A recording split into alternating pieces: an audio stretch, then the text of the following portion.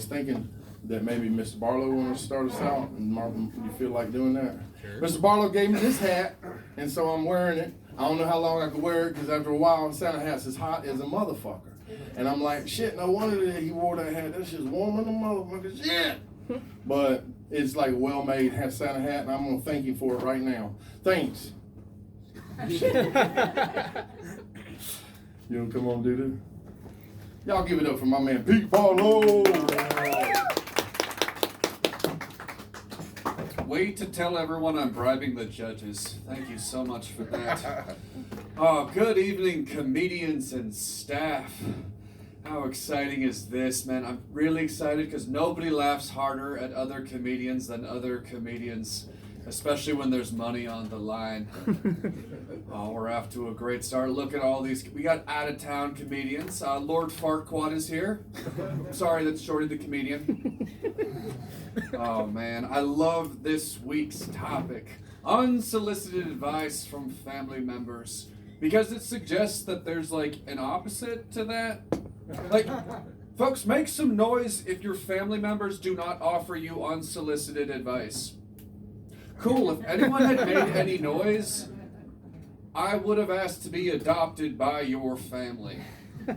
Like, that sounds amazing. Like, folks, I'm pretty sure the only person in America who does not have obtrusive family members is just Hunter Biden. Like, that man just has, like, a weightlessness to him. It just, like, seems like he wakes up every morning like, yeah, when I was 18, my dad said, let your freak flag fly and just call me if you need bailed out. And I've been living my best life ever since. Let's do some blow and knock up some strippers. Hashtag life goals. I like that my screw up got a bigger laugh than any of my real jokes. We're off to a great start, folks. No, my parents are just like so obsessed with micromanaging my life that for like the first year that I did stand-up comedy, I just told them my unit was deployed.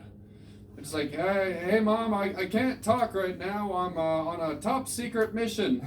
Where? Wakanda. Yeah, it's a real place. And then my mom was like, Peter, if you're in Wakanda, why are all the pictures you're posting to Facebook you in Atlanta? And I'm like, well, Mom, that's because you're racist. Love you, bye. Folks, true story, when my parents came to visit me in Augusta, I was tempted to rent an Airbnb just so they wouldn't be criticizing my apartment for being messy the whole time. They'd just be like, oh, Pete, I had no idea you lived in a treehouse in Mistletoe State Park. I'm just like, yeah, I'm eccentric like that. Porta-John's over there. Now, folks, I'm throwing a lot of stones at my family, but it's fine. I live in a glass house. It's cool. Now, something that the other comedians know is I tend to pull them aside after roasting them to say something like, hey, I'm only mean to the people that I like. Can you imagine how much more of an asshole I am to the people that I love? Like, holy shit, folks, it is not an accident that most of my family lives 3,000 miles away. They're just like, yeah, we'll put up with your bullshit at Christmas, but not 1 second longer. For example, I've got a cousin who lives in Tucson, Arizona. Wait, it gets more dire. Folks, quick pause. Has anyone here ever been to Tucson, Arizona? Yeah, it's like the Augusta of the Southwest. They're just like, we have a Costco. That makes us a city. But I digress. Folks, my cousin in Tucson is a double amputee. He lost his legs a couple of years ago. Ooh, the atmosphere changed. It's okay, folks. He's a paraplegic. He wasn't using those legs anyway. It's fine. It would be like if Dave Miner lost his brain. Just like no harm, no foul, wasn't being used to begin with. Love you, Dave.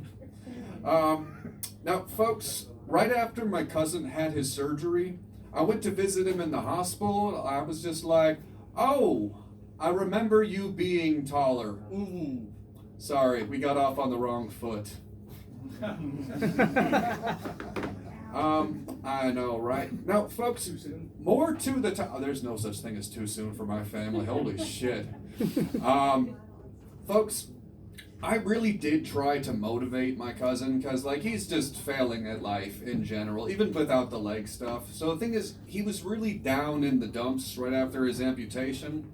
So I was trying to help him out until I realized that all American idioms involve feet, legs, and walking. Like, I was like, no shit, like, hey, I'm sick of you being like, I'm throwing this pity party, all right? I need you to pull yourself up from your bootstraps. I need you to keep all 10 toes on the ground. You know what? You gotta walk before you can run. Life is a marathon, not a sprint. Damn it! And like, folks, it was really bad because my cousin, like, when he lost his legs, he hit the bottle really hard, like serious drinker. And I was like, Ben, I love you, but you need a 12-step program. It's okay though, because he's my family member, so he was glad to get his revenge on me. So right after his surgery, I took him to this like for the troops event and all this good stuff, and he was a very supportive cousin. He's wearing I support the military, all this good stuff. And we're walking along the sidewalk. Sorry, I was walking, he was rolling. Details matter. And some guy stops us. He looks at me, he looks at my cousin, he looks at me, looks back at my cousin and goes, hey, thank you for your service to this country.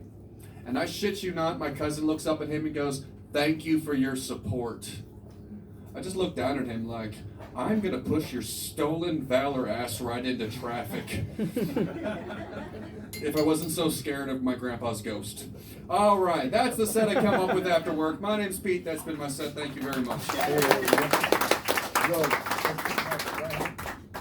Oh.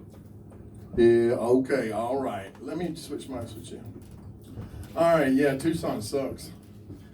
I've been there. It's very hot, and people are weird. I think all desert people are kind of weird.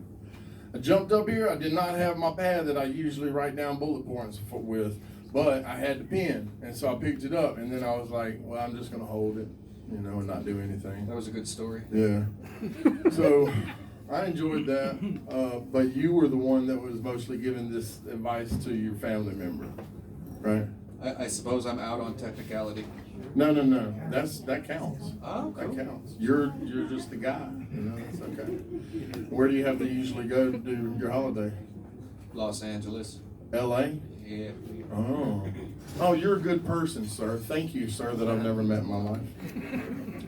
He has great hair, though. His hair He is does immaculate. have fabulous hair. I think he should be on some kind of TV show or something with that hair. You should have a pro commercial. I have no idea who this person is. But Pete, I noticed that you had that the laugh and cry theater stuff.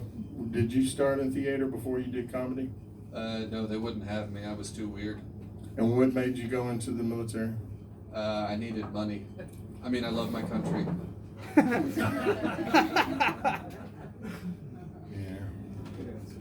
What you got to say? Yeah, I thought it was a great set. That's you stayed on topic very well. He didn't give you any points. No, I ain't got my points yet. So Cedric's done enough for me. It's okay. You can give me zeros across the board. That's right, man. No, but set was real funny, man. I enjoyed it. It was very creative, man. You just have a very distinct style. I love the way you talked about your paraplegic cousin. I never thought about like his height being different after the legs are cut off.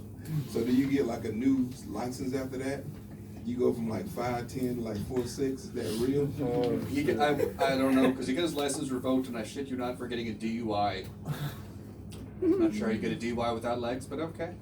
It takes less liquor to get you fucked up. It does. I guess he was going off his old tolerance. Yeah, he was like, I still got legs, I'm gonna drink it all. Legs make a difference. Yeah, I enjoyed it, man. Really, really good set. You stayed on the topic, and you know, your stage presence is always great. And I like that when you fire one off, and if it don't work, you just keep coming back, man. I actually thought this set was better than what you did at Rally Point. Offense taken. Thank you. It's not easy to offend him, so. What you got to say, Mr. Onion? He's gonna lay it on thick. I'm sure. Lay it on thick. That was a fairly good set, surprisingly good. But you could have done a lot better. You had that great topic, and that really should have been your entire thing. You had 7 minutes. You could have really pulled that thing out. So that, I just don't see matching your creativity. So, what, a 3 Damn. on that thing, all right? We call him Mr. And Onions, he makes us therefore- try. Therefore, it wasn't of good quality, a 3. I didn't hear enough of like the unsolicited advice from this guy, 0. I'm sorry, man. I'm sorry. That's just, the stage presence then, you hesitated at the beginning, 3. And because we got 3s all over there and there's a 0 in the center, I had to balance it out because I am an artist. And it's just, it looks better. So, 3, 3, 0, 3, 3. It is symmetrical. Palindrome. I also had to do that because there's a lot of other artists, and I'm sure they're a lot funnier than you, especially Dave Miner. Okay, wait. That's the meanest thing anyone's ever said to I me. haven't commented on the fact that Onion lately has been like, I'm giving you a this for this, I'm giving you a this for this. And for this, yeah, you get this. Yeah. Do better, sir. Do better, thank you. But surprisingly good. It was surprisingly good. Mm-hmm. I actually laughed a little bit. What you gotta say, Doug? Well, I always like it. I think Pete's great. I've been to Tucson, and they are weird, but the one occasion I was there was the night like the University of Arizona won the basketball title, and nothing but Tucson people riding around like hanging drunk, going around out of cars, and like you could hear The the desert chaos version for of miles. Florida Man. It's actually very good description. But yeah, your cousin sounds awesome. I think I need to meet this dude. He's somebody we need to party with for sure. But and your roast game is very strong. Okay, good job. Everybody give it a Pete Barlow. That's his name, and you can't wear it out, bitches.